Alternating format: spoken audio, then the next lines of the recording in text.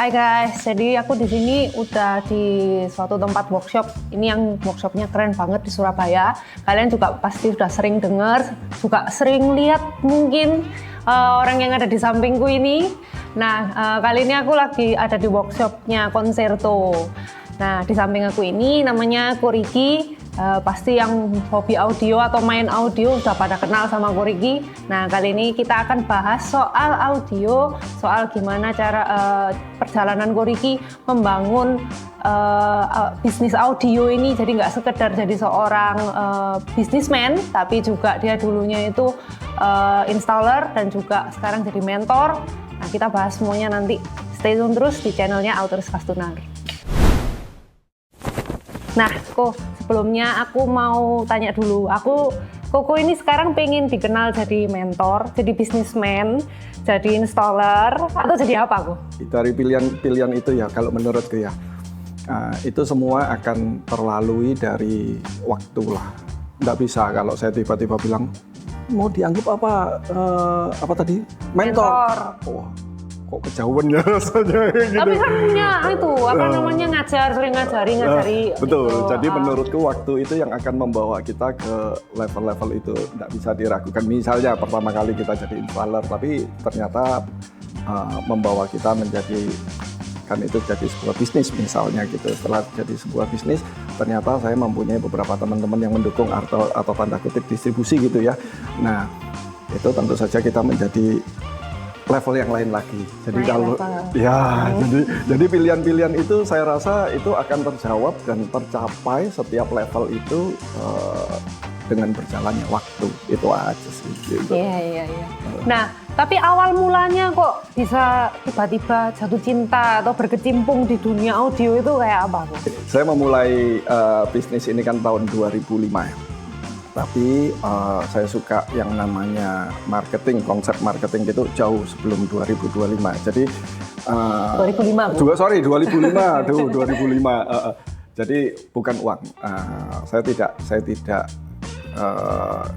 kekurangan tentang uang itu. Nah, cuma waktu saya SMA itu saya pertama kali terjun itu saya ikut MLM. Bukan korban, saya MLM ya. Saya MLM. Setelah itu saya ini garis keras pecintanya Tunggi Semwaringin. Tahu nggak? Tahu. Nggak tahu mungkin. Tahu. Gennya nggak tahu. Tahu tapi aku. Aku nggak genset. Oh gitu ya, oke. Saya ini pecinta garis kerasnya Tunggi Semwaringin waktu itu. Mungkin udah puluhan seminarnya saya ikut gitu. Jadi saya memang sangat tertarik dengan hal-hal seperti itu mulai dari SMA gitu. Nah, saya yang paling berkesan dari seminar itu ya, saya ini ikut yang namanya Firework Training. Pernah dengar? Enggak pernah kalau itu. Pokoknya intinya adalah malam itu kita semua peserta dinaikkan angkot pergi ke pasar malam di Kota Bogor. Nggak bawa apa-apa, pulang disuruh bawa uang. Oh, oke. Wah, itu momen saya kuat. Bukan momen, pertama kali saya menemukan momen itu di situ. Di pasar Bogor itu, saya pulang berhasil membawa uang itu 80.000. Ngamen, iya, lu beneran. Ngamen, tepuk tangan, dikasih uang 500 rupiah. Terus bapak tua, Pak saya jualin nasinya, saya jual ke orang lain. Bapak tuanya mau pulang berapa? 2.000 rupiah, saya jualnya 5.000, saya ambil 3.000-nya. Sampai terakhir teman saya itu yang sekarang partner saya di Concerto Malang. Saya bawa ke toko. Saya panggilnya AI ya waktu itu ya. AI, saya titip teman saya ini di sini sebagai jaminan. Saya pinjem air mineral, botol air mineral. Ya kita jualin di situ. Bubaran gereja waktu itu. Itu saya dapat banyak itu. Bubaran gereja saya jualin. Tapi di tempat itu ada teman saya dari Concerto Malang itu, Ikhwan itu sebagai jaminan berdiri di situ. Nah, jadi menurutku mental saya itu terbentuk dari situ pertama. Bukan karena masalah uang atau apa, enggak. Ya mental aja sih. Itu lebih memulainya ke arah mental. sana. memulainya triggernya ya waktu itu masih SMA loh gitu. SMA 3 kalau nggak salah, SMA 3 atau semester awal gitu. Lah tapi itu nggak ada hubungannya sama sekali sama audio. Betul. Oh, berhubungan dong pasti. Lah wong jualan Nggak bisa. itu kan. Nggak bisa. Mau dagang apapun, bukan hanya audio, mau dagang apapun, nomor satu apa? Apakah uang? Ya bukan. Bukan. Ya gimana caranya kita bisa menjual itu? Bukan. Terus apa? Mentalnya duluan. Oh ya iya. Berani nggak memulai? Belum tentu. Iya, jadi mental itu buat saya itu penting. Dan kalau ditanya mental saya tercipta kapan? Ya momen-momen itu. Waktu-waktu SMA itu sih. SMA kuliah awal-awal gitulah. Oh. Gitu. Lah terus ceritanya gue dari situ kok bisa terus akhirnya bisnisan audio ini ya? Jadi saya itu dulu customer audio, saya masang audio. Terus saya kenalan lah, biasa kalau kita masang audio di sebuah toko itu kan kita pasti ada membutuhkan beberapa waktu di situ ya, misalnya berapa hari. Nah, saya itu lihat di situ potong kayu, terus masang kabel, masang ini itu. Saya suka seperti kayak gitu itu saya suka gitu loh. Terus proses seperti gitu itu saya suka. Terus sampai satu titik dipasang ya, speaker dipasang, subwoofer dipasang, terus tiba-tiba keluar itu bunyi blur. Keren ya. Itu sih ya. Saya merasa prosesnya dari awal sampai akhir itu saya suka. Prosesnya saya suka, masang-masang ininya saya suka, lihat saya suka ini, terus sampai terakhir hasilnya pun dilihat ada lampu-lampunya, walaupun zaman itu mungkin kalau orang hari ini bilang itu agak deso ya, tapi ya dulu itu kita masih kecil gitu kita lihat, wih keren ya gitu. Terus bassnya bunyi wih keren ya itu sih. Loh berarti hobi apa yang ngomongnya utak-atik kayu itu hobi berarti? Enggak. Saya suka aja lihat prosesnya gitu. Seneng lihat prosesnya. Iya, saya suka lihat Tapi prosesnya. kalau disuruh jalani mau gue? Enggak sih. Enggak sih, betul enggak. Jadi saya itu gini, saya bisa di bengkel tempat saya pasang audio itu selama 1 minggu jam 9 pagi sampai jam 5 sore itu tanpa merasa capek, tanpa merasa bosan, tanpa merasa apapun. Ya saya ikutin aja dan saya suka ternyata. Nah ini loh. Kadang kan kita melakukan sesuatu itu kita suka apa enggak kita gitu. suka pasti. Iya, Jadi terus nggak nggak berasa gitu. Itu 1 minggu saya di dalam bengkel itu nggak apa-apa loh, santai-santai aja gitu. Lupa waktu ya? Ya lupa waktu lah ya. Nah tapi dari keluarga pun mendukung? Keluarga, nah ini sih, saya ini kan besar di kakek nenek ya, jadi bukan sama mama papa. Jadi kalau mau mendukung karir apa enggak, ya agak jauh ya rasanya. Ya, gitu. Kalau orang tua kita kan memang biasanya bisa mengarahkan. Kalau ini kakek nenek kan enggak. Saya ini 100% dari belajar dari pasar. Jadi dalam arti temen ngapain, ini dulu enggak ada media sosial lah ya, jadi aktivitas kita ngapain gitu. Nah, kalau dibilang fokusnya itu bagaimana? Kayak tadi orang tua mendukung, dibilang mendukung ya enggak, karena memang benar-benar jauh, tidak ada kakek ke saya ke cucu itu, jadi tidak ada kamu belajar ini enggak. Saya benar-benar sendiri menemukan sendiri. Cari sendiri. Cari. Konsep mencari ini kok rasanya agak berat. Menemukan sendiri gitu ya. Menemukan sendiri. Passionnya itu ketemu sendiri. Iya, gitu sih. Ya. Nah, tapi dari perjalanan sampai Koko bisa berada di posisi Koko sekarang, ada masa paling berat nggak? Ini masa paling berat bukan aku ngomong soal finansial ya, Koko. Mungkin Koko pernah mengalami suatu pengalaman apa yang mungkin itu menjadikan Koko tuh punya prinsip sendiri. Gini, saya ini dari kecil, dari SD, saya ini atlet. Jadi 4 SD itu saya sudah basket atlet gitu ya. Jadi karakter itu saya sangat terbentuk dari situ. Karakter saya itu ya bisa dilihat dari bagaimana orang jadi atlet lah, ya kurang lebih begitulah. Sportif gitu. juga ya, Sportif, tentu ya sportivitas itu menjadi satu bagian. Tapi sisi lainnya, sifat nggak mau kalahnya ini juga besar gitu. Iya. Lah, ada nggak titik balik atau turning point? Jadi mungkin dari pengalaman Koko itu, ya ini bikin Koko misalnya down, terus akhirnya bisa Nggak ada. Pada sukses terus berarti? Bukan, nah ini konsepnya salah. Jadi begini, kalau ditanya ada nggak? Ada. Ada. Saya ingat enggak? Oh, oke. Lah, karena balik lagi tadi yang saya ngomong itu analoginya basket aja gitu ya. Kalau kita hari ini kalah, emang kita ingat kalahnya sama siapa atau apa setelah sekian lama, saya rasa kan juga enggak gitu. Pokoknya kita kalah, ya udah besok latihan lagi, latihan sampai awas lu ya tak kalahin lu ya gitu. Jadi kalau ditanya turning point-nya ada nggak yang bikin down? Oh iya pasti ada. Tapi ingat nggak momennya kapan? Nggak ingat. Karena buat saya itu setiap turning down kayak kalah gitu ya, konsepnya saya bilang kalah gitu aja. Kalau kalah ya bukan berarti gitu, nggak boleh. Justru karena kita kalau kalah gitu ya besok kita hajar balik kan gitu. Beneran. Iya. Makanya itu mungkin dibawa sampai ke sekarang. Oh iya. Itu saya bawa mulai saya SD gitu. Saya rasa itu membawa karakter saya dari dulu sampai sekarang. Dulu tuh sebelum Konserto Kuku ada nama bengkel lain. Nah, perubahan nama itu apa juga merubah konsepnya sekarang aku beda, nggak kayak yang dulu dengan adanya perubahan nama itu, atau tetap cuman ini dengan visi misi yang lebih baru. Oke, jadi saya memulainya itu kan tahun 2005 dengan nama Authentic Audio Workshop waktu itu sampai 2007. Terus 2008 itu saya diberi kesempatan untuk memegang satu nama yang besar di Indonesia, itu besar gitu. Nama itu Mobiltronic. Nah, tahun 2008 saya mulai. Lalu saya sudah menjalankan itu dengan, menurut saya ya, dengan baik sampai tahun 2019. Cukup lama ya? Lama. Nah, tahun 2019 itu ternyata nama itu harus dilepas. Jadi saya ditelepon, dibilang harus melepas gitu.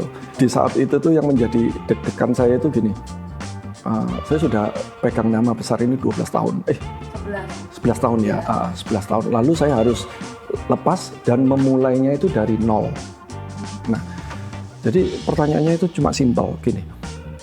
Orang cari saya, orang selama ini customer saya itu memasang audio itu mencari nama itu atau mencari saya gitu. Jadi waktu itu saya cerita ada customer kita itu Kevin Mergonoto. Dia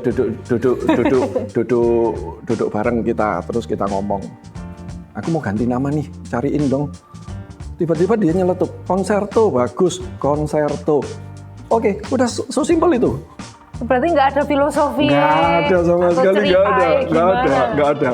Ceritanya duduk bersama itu. Duduk bersama ngobrol-ngobrol, saya harus ganti nama, terus beliau kasih saya ide nama Konserto, udah that's it, selesai. Nah, berarti setelah berganti ke Konserto ini tadi, customer yang lama itu tetap melihat ke Koko dengan, atau melihat ke yang nama baru ini dia ragu atau gimana? Kebingungan itu pasti ada, termasuk itu dari customer kita yang sudah lama atau yang baru gitu. Oh, namanya ganti ya kita memang harus fair ngomong. Ya memang namanya ganti, tapi saya dan ekosistem yang terjadi itu ya tidak ganti. Iya, itu sih. Konserto ini kan di tiap kota ada. Terus juga kalau aku baca-baca kan ya di luar negeri ada. Nah, ini jaringan internasional, franchise atau gimana? Tidak ada. Jadi apa? Pertemanan. Murni pertemanan. Jadi gini, pertanyaan ini harus kita pilih dulu ya. Kalau Konserto ini Konserto yang mana gitu kan? Saya ini Konserto ada dua. Yang pertama Konserto yang saya sebut Konserto Art of Sound, AOS, gampangnya gini, Konserto Retail, udah gitu aja. Dan saya punya satu lagi Konserto Audio Indonesia. Ini untuk urusannya ke pendistribusian gitu. Nah, kalau yang tadi dilihat itu, kok ada nama Konserto ini itu gitu ya, itu lebih cenderung ke yang retail ya, berarti ya gitu ya. Nah, saya tidak punya tempat selain di sini. Nah, kalau melihat ada Konserto di mana, itu murni pilihan dari bos di tempatnya masing-masing itu memilih untuk pakai mendukung kita, cocok dengan kita, supportingnya cocok dengan kita, lalu kita membentuk satu ekosistem baru yang sama-sama jalan gitu aja. Jadi bukan punya saya. Kalau punya saya yo cakep sih. Tapi enggak. Asli enggak. Itu bos mana, bos Solo, bos mana itu yang memang mau untuk bergabung dengan kita. Nah, itu tapi aja sih. kalau kayak gitu standarisasinya apakah sama Bu di tiap-tiap? Mostly sama. Jadi gini, ketika saya konserto itu, ketika teman ada bos-bos gitu ya, mau memakai nama konserto, misalnya gitu, harus datang ke Surabaya. Saya punya yang saya sebut konserto akademi. Konserto akademi itu membutuhkan waktu 5 hari. 5 hari itu saya membahas tentang perusahaan gitu ya. Perusahaan itu artinya kita diskusi tokun, display, bla bla bla, pokoknya semua tentang perusahaan gitu. Terus tentang customer juga kita belajar. Lalu kita belajar instalasinya di mobil, bagaimana memasang dengan standar kita. Terus termasuk tuningnya kita menyamakan. Nah, jadi kita itu merangkum pengalaman kita selama 21 tahun ya. Kita merangkum selama 21 tahun yang kita sharing gitu. Kita bukan ajarkan lah ya, sharing ya. Justru di situ itu kita malah belajar. Kenapa? Karena mungkin cara-cara yang sudah dilakukan di Surabaya itu tidak bisa loh dilakukan dengan Tempat lain. Sulawesi, misalnya Kalimantan, itu nggak bisa loh. Karena style culture-nya kan beda gitu kan. Nah, tapi gini loh, kalau misalkan ini ngomong audio, Koko kan punya standar sendiri, terus punya selera sendiri juga, preferensi sendiri. Gimana Koko itu melatih, ya itu tadi peserta dari itu tempat lain itu, supaya itu mereka itu punya standar sendiri, bukan mengikuti seleranya Koko. Jadi Koko kan punya preferensi sendiri. Gimana caranya itu, maksudnya bisa bersifat ini jadi standarnya konserto, bukan standar Koko. Jadi gini, itu yang aku sebut sebuah sistem gitu ya. Apa yang sudah saya lakukan, saya patrikan itu menjadi satu sistem. Sehingga satu sistem ini bisa kamu lihat, bisa kamu baca, bisa kamu ikuti, itu simpel. Seperti itu. Jadi seperti standar pengerjaan misalnya gitu. Saya itu harus begini gitu. Nah, saya tentu saja pasti kasih alasan harus begini karena ini. Nah, terus Koko ini kan katanya tuh kalau tak baca itu pialanya ada 1000. Baca di mana? Oh, banyak kok. Pokoknya aku disuruh baca itu pasti baca. Oke, apa? Pialanya katanya ada 1000. Ada berapa tuh kok asli piala? Saya hari ini Atau belum dihitung kok? Tak ewangi ngitung. 1285. Berapa kok? 1285. 1285 ya. Dengan Piala Asianya untuk seluruh Asianya 45. Itu di dalam 1285 itu tadi. Berarti ditambah 45. Berarti 1300-an. Hanya besaran kompetisinya kalau Asia kan kalau 1000 lebih itu kan antar Indonesia lah. Tapi kalau yang Asia itu konteksnya 9 negara, 11 negara gitu. Mana di antara sekian itu yang paling berkesan? 2023. Apa itu? Jadi 2023 itu saya mendapatkan Piala Asia itu 5. Dan 5-5-nya juara 1. Dapat 5, ada yang 1, ada yang 2, ada yang 3, ya itu biasalah gitu kan. Tapi momen itu hanya sekali terjadi seumur hidup saya. 2023 itu dapat 5-5-nya nomor 1. Nah, kalau misalkan kompetisi, aku ngomong kompetisi audio, itu sebenarnya fungsinya Kokoriki itu lebih apa sih? Untuk dapat data atau feedback dari juri terus nanti diterapkan ke mobil harian, atau untuk memperbaiki mungkin settingan audio di kemudian hari, atau gimana? Kalau dulu ajang pembuktian pasti. Kan itu gengsi. Ya betul, umur ya. Jadi ketika orang buka toko audio pertama kali itu mungkin winning is everything misalnya. Saya termasuk begitu gitu. Saya harus menang gitu. Tapi kalau tanya saya sekarang ajang pembuktian enggak.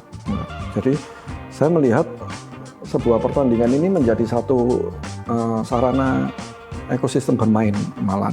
Di situ momen itulah saya akan ketemu teman-teman baru ya, teman-teman baru. terus ketemu juri-juri yang dari luar negeri, say hello sama mereka, atau ketemu toko-toko lain yang bukan di grup kita, terus ketemu juga teman-teman yang di grup kita, ya momen itu. Jadi momen itu benar-benar kayak hai buat saya sekarang hai tanpa bukan untuk mempermasalahkan itu menang apa kalah, itu lebih fun aja lah sekarang gitu. Tapi kalau ngomong soal audio, menurutku Kuriki sendiri tuh definisi suara yang bagus itu kayak apa sih? Ada dua. Pertama, suara itu ada saya bilang ya, ada technical dan ada selera. Ini sama-sama benar. Misalnya bilang ini selera saya, misalnya saya bilang itu salah karena tekniknya tidak begitu. Saya balik ke analogi saja gini. Masuk ke kolam renang misalnya, tidak tenggelam, tapi dengan gaya sembarangan, tenggelam nggak? Enggak. Tapi melakukan segala upaya cara begitu ya, itu buat saya itu selera. Betul nggak? Betul. Salah nggak? Enggak. Ya silakan kalau mau begitu, silakan. Tapi kan pada saat yang sama ada yang namanya gaya renang. Gaya renang, gaya apa? Gaya kata lah, intinya kita hanya melakukan sedikit saja, tapi kita sudah nggak tenggelam, kan begitu. Itu yang saya bilang teknik. Nah, jadi audio itu jangan mengedepankan selera untuk nutupi teknik. Tapi tekniknya duluan, baru ini masuk ke seleramu apa tidak. Nah, teknik itu bagaimana kalau di audio? Tentu saja bisa kita ukur ya, paling gampang gini lah kalau bahasa, ada crossovernya, ada time delay-nya, ada equalizer-nya, dan ada placement-nya, ada masang box-nya, ada ini. Nah, itu tekniknya dulu gitu. Itunya benar, jadi semua selesai, baru seleranya gimana. Oh, bassnya kurang gini, kurang gitu, enggak apa-apa, ayo kita bicara gitu. Tapi kalau ngomongnya selera duluan, karena banyak orang yang, mohon maaf ya, nggak ngerti tekniknya, ngomong seleranya duluan. Pokoknya saya sukanya begini. Waduh, ya cilaka. Kalau begitu ya nggak bisa. Nggak usah didebat. Itu debat antara telur dulu apa ayam dulu. Nggak selesai itu. Iya. Gitu sih. Loh, tapi kalau aku baca-baca ya, kan kalau ngomong audio itu kok ada apa, staging. Yes. Terus ada tonal ya. Yes. Itu kalau dijelaskan ke orang awam tuh kan orang awam bingung. Nah, kira-kira Koko punya versi enggak kalau tak suruh menjelaskan apa itu tonality, staging dan lain sebagainya ke orang awam, biar orang awam itu bisa paham itu ya apa caranya? Yang paling gampang ya, tonal akurasi itu lagi nyanyi nih, suaranya kayak begini, nah itu tonal akurasi. Jadi kemiripan sebuah suara yang dihasilkan di car audiomu itu semirip mungkin dengan aslinya. Paling gampang itu gimana akurasinya, ya pakai headphone atau pakai apapun itu yang kita nggak perlu setting lah ya, udah jadi mendekati asli. Itu tonal akurasi. Kalau position seperti tadi dia ngomong, position, bahasa Jermannya position itu posisi. Bahasa Jermannya posisi. Ya, oke. Nah, berarti yang piano di mana, yang nyanyi di mana, yang gitar di mana, yang drum di mana, posisinya itu di mana. Mereka ini ada di mana. Itu harus kita bisa dengar, kita bisa tunjuk. Misalnya yang ngedrum itu ternyata di belakangnya yang gitar misalnya. Ya dia akan bunyinya di sana gitu. Yang ngomong, yang lagi nyanyi ini jalan dari kiri ke kanan, kanan ke kiri, mundur atau muter-muter, nah, itu kita bisa lihat. Nah, itu posisi gitu. Kalau imaging itu besaran misalnya gini. Oh, orang ngomong itu nyanyi, terus mulutnya seberapa. Nah, itu kayak imaging. Bassnya itu seberapa besar sih? Drumnya itu seberapa besar sih? Tidak boleh drumnya itu nggak masuk akal kan? Drum simbalnya, drum itu lebih besar daripada bass kan nggak mungkin. Nah, itu imaging. Imaging itu besarannya. Jadi resumenya aja kalau tonal akurasi itu kemiripan suara terhadap aslinya, position itu adalah posisi letak-letaknya di mana. Kalau imaging itu besarannya, besaran suaranya itu proporsional apa tidak, seperti yang seharusnya apa tidak, itu sih. Nah, tapi kan ada orang tuh bilang kadang kalau dengar suatu sistem audio yang keras itu berarti dia lebih detail. Detailnya itu nyata sama karena volume yang dibesarkan. Jadi gini, audio yang bagus itu justru kita mendengarnya itu jangan volume keras. Karena ketika volume itu keras, maka itu akan kita ditipu dengan tertutupnya, dengan kencengnya bos. Apalagi gini, enak tuh bassnya di dada tuh, nah misalnya kayak gitu. Nah, justru audio yang buat saya ya, sekali lagi buat saya ya, nanti ada yang nggak setuju ya mohon maaf ya gitu. Nah, buat saya audio yang bagus, yang benar itu dengerin volume pelan. Kita masih bisa dengar suaranya, dengar semuanya, termasuk itu bassnya, termasuk sampai suara Twitter, kejelasan Twitternya, itu kita bisa rasakan semua. Jangan kenceng. Lah, tapi ada juga kok bilang katanya kalau sistem audio yang baik itu 5 menit pertama didengarkan itu enak, berarti sepanjang perjalanan itu pasti bakalan enak. Tapi kalau ada juga yang bilang, 20 menit pertama oke denger no, tapi kan didengar no terus, suwe-suwe capek. Nah, itu benar. Benar. Makin cepat kamu ngecilin volume, berarti masih ada sesuatu yang salah. Ketika kita mendengarkan pertama, kita telinga lagi fresh gitu ya, kita dengerin ya fine-fine aja. Tapi begitu 5 menit kok capek ya kupingku, lalu dikecilin. Nah, itu berarti masih ada yang salah. Kenapa kita harus merasa refleks untuk merasa lebih baik kita kecilin? Berarti ada sesuatu yang membuat kita tidak nyaman, tidak menyenangkan untuk didengar lebih lama lagi. Makanya kita maunya kita kecilin. Bila perlu kita matiin. Wah ya ini berarti kacau deh. Iya.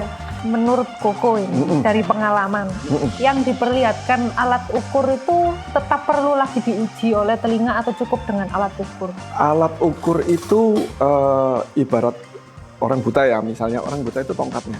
Alat ukur itu membantu kita ini memastikan ke sini benar nggak, ke situ benar nggak nyemplung misalnya kayak gitu. Nah, itu alat ukur sekedar sampai situ. Lainnya itu telinga. Apa yang setelah diukur semua oleh alat ukur tetap harus didengar oleh telinga. Contoh, seberapa alat ukur ini kan ditangkap oleh sebuah mikrofon, betul kan? Mikrofon setinggi apa? Misalnya, jaraknya seberapa? Contoh ada orang yang pakai mikrofon 1, nah kuping kita 2, tapi ada mikrofon yang pakai 7 misalnya, tidak apa-apa, semua itu tidak ada yang salah. Tinggal setelah kita ukur, kita bisa adjusting untuk yang terakhir apa enggak. Adjusting itu biasa kita sebut dengan nama final tuning gitu ya. Mikrofon di sini nih misalnya, lah kalau ketemu orang yang pendek, berarti kan apa yang ditangkap mikrofon tadi itu sudah tidak sama dengan ketinggian saya yang pendek, betul kan? Tapi ketika mikrofonnya diukur untuk orang pendek, lalu saya masuk 182 cm, saya masuk, berarti posisi mikrofon waktu menangkap semua informasi suara itu tidak di posisi saya pas mendengarkan, betul kan ya? Ada lagi yang kepalanya lebar, kan ada yang kepalanya kecil, ada. Nah itu kan relatif. Alat ukur itu 90% untuk membantu kita. Ini loh, kurang lebih ini jadi ini seperti begini. Nah, tapi endingnya tetap yang namanya tuner itu berperan di situ, menentukan. Dan terakhir customernya berperan, ya kan? Karena yang dengar kan customernya gitu.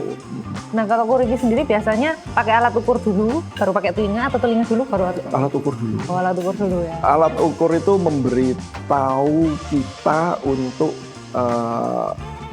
sekarang ini kondisinya seperti bagaimana gitu. Lalu kita ukur sampai hampir seperti yang maunya kita. Tapi setelah itu kita harus menggantikan alat ukur itu untuk menyelesaikannya gitu. Terus aku tanya lagi Bu, kalau ada sistem audio itu 2-way, 3-way, itu benernya apa tuh? Gimana itu dijelaskan dalam bahasa yang mudah dipahami manusia biasa ini? Suara yang didengarkan oleh manusia itu kan pukul rata ya, 20 Hz sampai 20 kHz. Wes, ini sudah teknik nih, 20 Hz sampai 20 kHz. Kita ngomong manusia biasa nih. Iya. Manusia biasa saya anggap mendengarkan suara itu 0 sampai 10. Oke. Subwoofer itu didengarkan di angka 012. Ya. Mid bass di pintu 345. Mid range di atas 678 misalnya. Twitternya 910. Maka itu jadi satu kesatuan 0 sampai 10. Tapi kalau two-way, subwoofernya 012. Mid bassnya yang di pintu 345 678. Nah, Twitternya 910. Oh, ada sing hilang satu. Oh enggak, pokoknya semuanya lengkap gitu. Oke. Jadi two-way, three-way sama nggak untuk bandwidth frekuensi yang dihasilkan? Sama. Kalau two way itu kan speakernya ada di pintu. Iya. Tadi bunyinya berapa? 3, 4, 5, Iya, 6, 7, 8. sampai 8. Jadi sangat banyak, sebagian besar informasi suara itu ada di pintu. Nah, kita mau bawa dia naik itu lebih susah. Kalau three way itu 5, 6, 7, 8, 9, 10 itu sudah di atas. Jadi 50% suaranya itu sudah ada di atas. Ya. Jadi gini, gampang mana? Mungkin buat saya. Balik lagi menurut saya gitu ya. Justru lebih gampang three way. Iya. Gitu. Tapi suara yang dihasilkan sama nggak? Secara bandwidth frekuensi sama. Harus sama. Harus sama. Ini harus ya, Pak? Harus. Bukan menurut saya. Enggak. Ini harus. Kalau ini harus. Oke. Terus ada lagi kok, yang terakhir aku sering baca itu soal DSP. Ada masalah apapun itu pokoknya bisa dikontrol dari ngawur itu, hoax itu. Ya apa, aku coba diluruskan. Oke, gini. Misalnya di dalam mobil itu kita bilang gini, aduh suaranya terlalu bengep, misalnya gitu. Terus bisa nggak kita gini, hei audio, ojo bengep-bengep, lalu dia tiba-tiba nggak bengep, nggak bisa dong. Nggak bisa. Nah, harus kita ada melakukan sesuatu supaya dia menjadi tidak bengep. Iya. Nah, bagaimana cara kita melakukannya?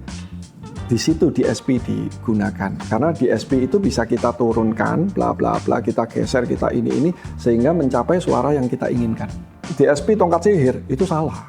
DSP itu nggak bisa ngapa-ngapain. DSP itu adalah satu menu yang bisa kamu apa-apain sesuai karepmu. Tapi kamu nggak bisa input DSP-nya juga nggak bisa apa-apain, 0 doang. Saya tuh banyak dapat customer gini, kok settingin? Ya. Begitu kita buka DSP-nya 0, nggak ada isinya sama sekali. Terus ngapain kamu pasang DSP? Kok nggak ada isinya? Lalu terciptalah kata-kata DSP ini tongkat sihir bisa menyelesaikan. Loh, gak di apa-apa, ya apa menyelesaikannya kan gitu. Iya. Jadi DSP itu sarananya, yang input sarananya ya installernya itu gitu. Soalnya aku baca juga itu kalau DSP ini kan kayak otaknya gitu. Betul. Speaker itu kayak badannya lah. Betul. Berarti kalau misalkan otaknya ini nggak bagus ya badannya pasti jelek. Nah, itu benar atau enggak? Benar dan salah. Jadi otaknya ini kan ada isinya. Iya betul. Kalau otaknya kosong, nggak bisa. Ya sudah. Punya DSP berarti punya otak. Tapi kalau DSP-nya tidak ada isinya, berarti kan otaknya ini kosong. Betul. Kalau otaknya ini kosong, bagaimana dia bisa menghasilkan suara yang bagus? Iya. Otaknya ini harus ada isinya, sehingga isinya ini menghasilkan suara di speaker itu bagus. Nah, jadi pertanyaan saya, yang penting otaknya atau yang isinya? Yang isinya. Nah, betul itu. Nah, katanya Concerto ini punya DSP aplikasi database, betul kah? DSP aplikasi database, maksudnya? Jadi kayak ini ngomongnya kalau mesin itu bisa tak bilang itu kayak data remap-nya mesin. Nah, tapi ini data remap khusus audio. Nggak bisa, nggak ada. Jadi salah paham. Jadi gini, yang dilihat di website misalnya itu ya, aplikasi database itu maksudnya adalah software. Jadi prosesor itu kan ada banyak nih, misalnya ada 10 gitu ya. Saya punya banyak software di situ. Silakan kamu pakai. Software itu apa? Dibuka komputernya, softwarenya muncul celing. Tapi begitu celing isinya apa? Ya nol semua. Tinggal dimasukkan. Saya dulu pernah mencoba seperti itu. Jadi saya punya Scenic waktu itu ya. Saya pasang sistem yang sangat simpel. Begitu setting, wah bagus banget deh. Lalu saya save. Begitu saya save, data inilah yang saya kasih ke teman-teman. Yang mobilnya Scenic gitu? Iya, mobil Scenic, speakernya pakai ini copy paste. Nggak bisa, tetap nggak bisa. Semuanya beda. Jadi misalnya saya masangnya Twitternya begini, teman-teman masangnya miring sedikit, itu sudah mempengaruhi suaranya gitu. Copy paste itu bisa nggak? Ada yang bilang gini, bisa. Ya nggak apa-apa sih, bisa. Tapi sejauh apa bisanya gitu. Kalau saya tidak bisa. Berarti tiap mobil memang harus disetting sendiri. Betul, harus. Terus ada lagi kok, aku baca katanya Korigi itu mendorong konstruksi menggunakan aluminium. di samping MDF. Nah, itu bukan mendorong ya, itu kayak tren gitu lah ya. Oke, tren. Nah, jadi selama ini orang itu kan banyak pasang kayu pakai MDF gitu ya. Apa yang terjadi itu pasti orang bilang gini, bau. Ya. Waktu kayunya dilem itu bau, lalu bunyi-bunyi karena sambungan-sambungan kayunya sering kriat-kriat, misalnya gitu. Ini kalau kita bicara trunk installation ya, misalnya bikin box di belakang gitu ya, berat, kayunya berat, kayu kan berat misalnya gitu. Nah, kalau dengan aluminium itu lebih ringan pastinya. Lebih gak bunyi, lebih ini. Kalau kita mau benerin itu lebih gampang karena kan ada siku-siku yang mudah kita jangkau kayak gitu. Kalau kayu paling gampang gini, mobil keluar dari bengkel audio ya, jalan lurus, habis itu masuk ke mall kan harus belok. Ya. Posisi mobilnya 45 derajat miring gitu kan. Nah itu kalau kayu lurus itu pasti langsung begini, kretek. Nah begitu kretek sekali akan kretek 2, 3, 4, 5 kali terus pasti. Nah jadi tren aja. Berarti mau MDF maupun aluminium tuh sama aja. Nggak mempengaruhi. Oh hasilnya ya bagus yang aluminium. Enggak, sama aja. Menurut saya. Ya, menurut saya. Oke. Nah sekarang ngomong mobil modern sekarang tuh kan EV makin marak ya Bu. Nah ada tantangan tersendiri nggak kalau misalkan mau instalasi audio di mobil EV gitu? Ini perdebatan yang belum berakhir sampai hari ini. Ya kan, sampai hari ini perdebatan belum berakhir. Orang sales mobil EV kan selalu bilang, jangan dipasang audio, nanti garansi baterainya hilang gitu kan, pasti kan. Lalu saya ini sampai ketemulah beberapa mereka gitu. Kenapa saya pasang audio, baterai saya garansinya hilang? Saya tanya kenapa? Oh iya Pak, karena nanti mengganggu kelistrikan mobil. Oh ya, oke. Kalau saya tidak mengganggu kelistrikan mobil, gitu. Akhirnya ini kontroversi yang belum berakhir. Iya. Masih hangat. Tapi kita tetap melakukan itu. Jadi di Concerto itu kan punya satu SOP, balik lagi satu SOP. Kita harus melakukan ini itu. Termasuk itu di mobil EV, kita harus melakukan ini itu. Untuk membuktikannya bagaimana? Setelah kita melakukan pemasangan mobil EV tersebut, kita akan bawa ke dealer EV tersebut. Minta tolong dong dicekkan apakah garansi saya hangus apa tidak. Kita sudah bolak-balik ke BYD, kita sudah bolak-balik ke Ion, kita sudah bolak-balik ke Wuling gitu. Jadi ketika saya memasang, saya ngecek ke dealer tersebut, aman nggak? Aman. Ya sudah, baru saya biasanya video call sama si customer, nih nggak ada masalah ya, oke. Lalu karena kita intens melakukan itu, memang itu ada pembicaraan dengan mereka. Ya Pak, karena kita memang harus menjadikan satu standar, jangan gitu. Karena ketika kita bilang boleh, ini akan menjadi kemana-mana. Kebetulan waktu itu di bengkel itu ada satu yang garansinya hilang, pasang audio. Nah, pihak bengkelnya ini juga kayak nggak enak gitu ya kalau mau menghilangkan garansi itu nggak enak. Lalu dia bilang gini, ini kita mau screening ya, screening ini banyak failnya. Boleh nggak untuk dikembalikan orisinil dulu, baru kita screening? Mereka baik loh, mereka maksudnya memberi orang lain tersebut itu kesempatan gitu. Nah lalu Pak kita nggak bisa, ya udah kita bantu. Lalu BYD-nya itu 2 hari atau 3 hari gitu mengembalikan semuanya menjadi orisinil, baru di screening, baru aman gitu. Nah disitulah terjadi pembicaraan, Pak kalau Concerto kita tahu, Concerto tidak ada masalah, kita udah bongkar mobilnya, screening mobilnya bolak-balik tidak apa-apa.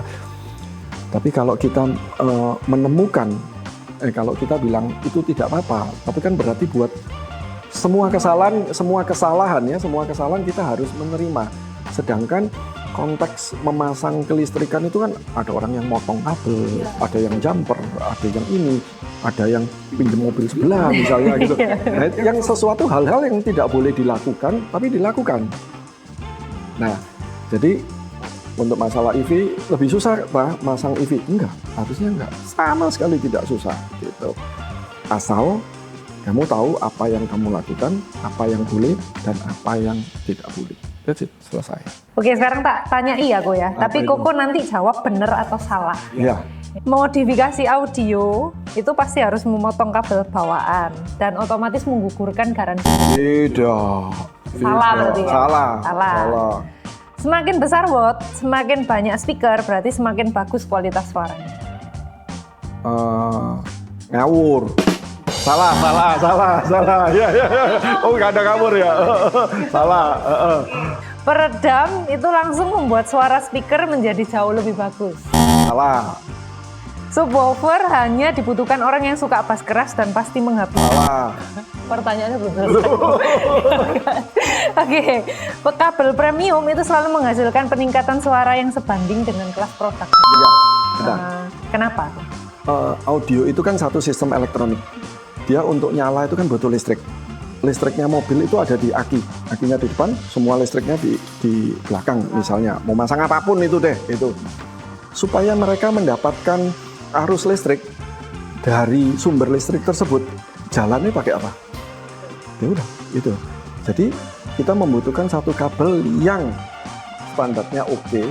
Ya anggap aja kalau kita bilang bagus ini kan jadi susah ya, relatif lah ya gitu. Tapi kita harus mempunyai satu standar yang bagus untuk menyalakan sistem ini. Contoh gini, kabel ya. Kabel kan ada tembaga. Waduh, kabel tembaga itu kemahalan. Lalu tembaganya disepuh supaya lebih murah. Nah, caranya gosok aja di aspal, kalau tembaganya jadi putih ya ini sepuhan gitu. Aduh, kemahalan lagi. Terciptalah aluminium. Terciptalah tembaga yang bahasa Jawanya itu ngeprul. Enggak solid semua gitu, yang banyak dipres gitu doang. Kurang murah lagi, aduh murah lagi, oke, aluminium. Aluminium juga bisa, tapi bukan pengantar listrik yang bagus kan gitu. Masih kurang murah lagi, aluminium yang ngebrul, misalnya gitu. Tapi begitu dipasang itu bisa nyala nggak? Ya nyala, tetap nyala gitu. Nah jadi pertanyaan konteks tadi, apakah kabel itu makin mahal akan menunjukkan kualitasnya? Oh tentu saja, pasti. Pasang audio tambahan pasti membuat aki cepat shock atau mobil. Bukan tidak ada ya. Salah. Salah. Sekali tuning berarti settingnya sudah selesai. Salah. Belum selesai. Salah. Lah berarti speaker baru sama nanti sudah selang dipakai itu pasti perlu tuning lagi. Benar. Loh ini sudah bukan benar salah. Bukan, ini menindaklanjuti dari yang tadi. Kenapa kok speaker itu, kan tadi kan Koko bilang sekali tuning kan nggak selesai untuk selamanya, pasti nanti butuh tuning lagi. Nah, berarti speaker baru pertama kali dipasang sama nanti selang beberapa waktu itu pasti perlu dituning lagi. Pasti. Nah, kenapa Koko? Oke. Ini ada dua hal ya. Yang pertama, kalau speaker baru itu kan speaker itu belum pernah bergerak, betul ya. Lem-lemnya apa semua itu kan dari pabrik lah, intinya kan gitu, belum pernah bergerak. Tentu saja dengan kita nyala, kita aliri listrik, dia bergerak, itu akan terjadi perubahan terhadap gerakan itu. Mungkin pertamanya dia hanya karena masih kaku pol, lemnya itu kaku pol, dia begini, tapi karena lemes pol dia jadi lebih lentur kan gitu. Nah itu akan menghasilkan pengukuran yang berbeda. Berarti kalau ada yang bilang audio itu kayak jurang yang nggak ada dasarnya, itu bener ya? Salah. Loh, ini lah kan kalau sudah nyemplung itu masuk tapi nggak tahu dasarnya mana, nanti nambah ini.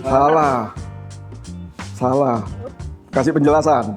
Iya, kenapa Gini. kok dibilang salah? Audio itu ada dasarnya. Yang nggak ada dasarnya itu kan manusianya.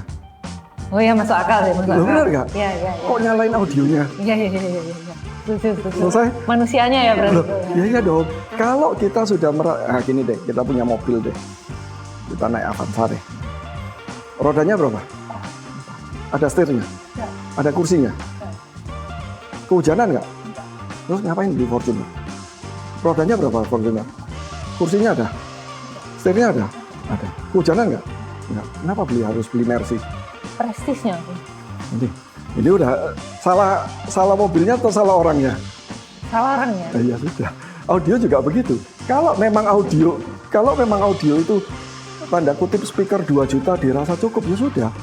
Celine Dion nyanyi tetap Celine Dion kok, nggak jadi saya kok suaranya, betul kan gitu. Tapi ketika you tidak puas, maka you akan meminta Celine Dion yang lebih cantik lagi. Yang salah ini siapa? Lah, Niko, kalau orang yang baru pertama kali nonton ini mungkin nggak tahu apa sih konserto. Konserto mungkin Kuku mau ngomong soal konserto. Yang pasti saya bilang konserto itu satu ekosistem ya, ekosistem di mana banyak orang terlibat di dalamnya. Ada saya, ada tim internal saya, yaitu teknisi saya misalnya, atau ada banyak teman-teman, partner.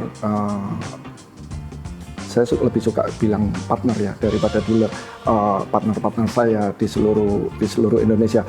Nah, ekosistem itulah yang saya perbaiki setiap hari. Jadi saya ini sudah tidak pernah berpikir jualan, cara menjual barang ini bagaimana. Itu saya tidak pernah berpikir sama sekali. Di kepala saya tiap hari itu bagaimana membuat satu sistem yang lebih baik, sistem lebih baik yang bisa setiap saya lakukan satu sistem itu akan berefek kepada semua ekosistem itu. Nah, gitu. Jadi bila mana nanti teman-teman bergabung di ekosistem kita, entah itu di kota manapun, partner-partner kami, kalian akan merasakan itu. Cara pasangnya, cara tuningnya, cara berkompetisinya, atau after sales-nya, mungkin bagaimana kita memperlakukan mobil, seperti itu kita mempunyai satu ekosistem yang baik, dengan SOP yang bisa dikatakan sama. Tapi balik lagi seperti tadi, ada yang juara 1, ada yang juara 30 kan begitu. Tetapi ada satu SOP yang sudah kita pakemkan kalau itu memang standar kita itu begitu. Nah, kedepannya konserto ini kan sudah ada training, terus akademi, terus jaringan nasional juga ada, terus produk juga ada. Kedepannya bakal ada apa lagi nih? Barangkali ada gebrakan baru lagi nanti konserto bikin apa lagi gitu. Mau dibawa kemana ini konserto sama Kuriki? Kalau gebrakan apa itu saya nggak tahu, karena itu akan berjalan dengan waktu ya. Kadang ide itu kan muncul tiba-tiba. Tapi kalau ditanya konserto ini saya mau bawa kemana, saya mau membawa konserto ini ke satu ekosistem yang baik, yang dimana semua orang itu yang terlibat di dalamnya entah itu siapapun itu, termasuk internal saya, misalnya teknisi saya atau siapapun itu. Ketika kamu nanti suatu saat itu kamu ditanya ya, kamu bisa kayak sekarang, kamu bisa sukses seperti sekarang, kamu bisa kayak begini, itu karena apa? Karena ada konserto di dalamnya. Itu aja yang tak bawa ke sana. Enggak. Saya mau membawa arah konserto ke sana. Itu aja. Kuriki ini kan di konserto sendiri itu kan kerjasama sama beberapa brand internasional. Nah, kira-kira kalau nggak salah ada 2 ya, Bu? 3. Apa tuh? Stack, Audio Circle, dan Jelos. Oh ya.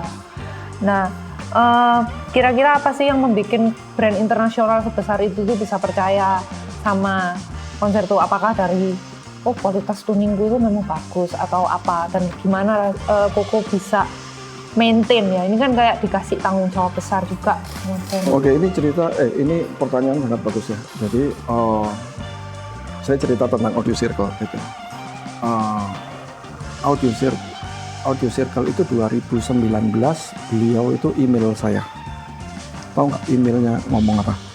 Saya memperhatikan Facebook kamu, bahwa kamu mempunyai passion di car audio dan mempunyai kompetisi lah yang banyak ya. Sehingga saya tertarik untuk mengajak kamu bekerja sama untuk memegang brand Audio Circle di Indonesia. Bayangin, saya posting Facebook hasil pasangan saya, hasil kompetisi saya itu mulai 2005. Setiap hari saya posting. Efeknya itu 2019. Itu kalau nunggu itu kalau nggak sabar sudah mati kan. Itu anak aja udah bisa sepak bola itu sudah. Nah, tapi di situ saya belajar ya. Konsisten yang saya lakukan mulai 2025 tiap hari lebih baik. 2019 ini merubah arah lah. Intinya merubah arah. Jadi itu. Nah, kalau Audio Circle itu kan hanya speaker waktu itu. Nah, setelah saya memegang Audio Circle itu, saya ditelepon guru saya waktu itu. Audio Circle ada barang selain speaker? Enggak ada. Oke, saya kasih kenal kamu sama Stack. Nah, gitu. Lalu saya dihubungkan dengan Stack. Nah, kebetulan barang pelengkapnya itu Stack. DSP-nya, subwoofer-nya, semuanya. Stack itu lengkap. Audio Circle itu hanya speaker. Sehingga saya merasa balik lagi. Ini jalannya, gitu. Nah, ini sudah bersinergi antara Audio Circle dengan Stack jadi satu plug, gitu kan. Nah, dari 10 tahun lalu saya tuh suka banget sama brand yang namanya Jelos, Korea. Iya, Korea. Wah, itu bagus banget. Cuma di Indonesia itu hanya bertahan berapa tahun, habis itu langsung redup. Ya langsung redup. Saya nggak tahu kenapa. Lalu saya ketemu teman saya dari Korea waktu di final EMA Asia 3 tahun lalu. Kita ngobrol, biasalah ngobrol gitu. Terus saya bilang begini, bro, di Korea itu ada brand bagus loh. Saya suka sekali brand ini, bagus sekali. Tapi nggak ada di Indonesia. Brand bagus apa, bro? Jelos. Hah? Jelos? Itu temenku. Lu mau Jelos? Ya, silakan tanya aja. Silakan tanya, silakan mencari tahu saya. Kalau memang owner dari Jelos merasa saya cocok untuk memegang Jelos, ya ayo kita bicara gitu. Setelah pulang, hanya cuma butuh waktu berapa hari, udah di email, bro, ownernya mau ketemu. Yaudah, ayo kita ketemu. Ternyata sinerginya sama, yaudah kita jalan. Itu 3 brand itu. Nah, tapi soal Audio Circle sendiri, itu ada produk Audio Circle Concerto Line. Yes. Nah, itu memang tidak dijual di luar konserto. Jadi memang kerjasama khusus eksklusif atau gimana? Enggak. Jadi gini, Audio Circle itu kan memakai nama kota. Iya, biasanya. Stuttgart, Frankfurt. Ibu kota di Jerman itu Berlin. Ibu kotanya. Jadi kalau ada satu seri baru lebih bagus dari Berlin, ini bingung namanya apa? Karena ibu kotanya Berlin. Iya, satu ibu kotanya. Ibu kotanya cuma satu. Nah, jadi ketika Mark itu bikin speaker, Ricky, saya bikin speaker, bagus sekali, saya suka sekali suaranya begini. Di mana posisinya? Di bawah Proline dan di atas Berlin, gitu. Lalu namanya apa? Kan ibu kotanya sudah dipakai nih, gitu. Nah, akhirnya beliau ngomong, saya kasih nama Concerto Line ya. Saya cukup kaget. Loh, kenapa kamu kasih nama Concerto Line? I appreciate you. Dia menghargai Indonesia lah. Indonesia yang sudah sangat membantu beliau katanya. Sehingga line up itu namanya Concerto Line. Jadi itu tidak ada hubungannya dengan bilang gini, itu hanya permintaan Ricky, itu hanya dijual di Indonesia, tidak begitu. Oh, berarti bukan khusus produk khusus Ricky gitu? Iya. Oh, tidak. Enggak. Nah, kan kerjasama sama 3 brand. Gimana caranya Koko tuh ngasih ngasih saran ke customer itu tetap objektif di antara 3 brand itu. Jadi nggak mencondongkan ke salah satu brand. Jujur ya, pasti mencondongkan. Betul. Kalau Koriki sendiri ya, misalkan mengarahkan suatu produk gitu, itu Koko mesti jelasin kelebihan-kelemahannya atau ya pokoknya kelebihannya toh. Jadi kalau tadi tanyanya saya merekomendasikan, iya saya merekomendasikan, tapi ada satu step yang dilupakan, yaitu sesi ketika kita itu berusaha menggali keinginan dan kebutuhannya. Misalnya saya tanya gini, suaranya apa? Suaranya suka lagu-lagunya apa sih biasanya? Wah, saya dangdut forever, misalnya seperti gitu. Ya jangan dikasih speaker yang soft gitu. Misalnya Audio Circle itu ada yang berbahan paper gitu ya, yang cenderung soft. Jangan, kasihlah yang misalnya berbahan keras-keras supaya dangdutnya lebih dangdut kan begitu. Nah, betul. Jadi menurut saya tidak pernah merekomendasikan kamu pakai ini. Enggak. Tapi saya mengambil satu sesi waktu ngobrol dulu, kamu sukanya gimana, maunya gimana, genre yang kamu lebih prefer, lebih sering itu apa, baru kita akan mencobakan, mengarahkan gitu. Oke kok, kalau misalkan Koko tak suruh kasih pesan-pesan buat audiens, apalagi generasi muda, yang tadi kan kalau dari pengalaman Koko kan kita belajar banyak ya, harus punya semangat juang, terus mental juga penting. Nah, sekarang tuh kan banyak generasi muda tuh, apalagi ya kalau dengan persaingan ketat zaman sekarang ya. Koko mau kasih pesan apa sih, apalagi kalau mereka yang pengen mau main audio tapi kadang tuh bingung. Kalau saya pertama mental ya, betul. Mental. Kalau masih sempat olahraga ini dalam arti ranahnya berkompetisi lah. Karena di situ mentalmu itu akan benar-benar tangguh. Saya melihat daya juang saya beda ya. Saya bukan bilang saya berdaya juang lebih ya, tapi saya punya kelebihan memang dari kecil saya punya mental bertarung gitu. Harus menangnya itu ada. Tak kasih satu kalimat Koko lengkapi ya. Apa itu?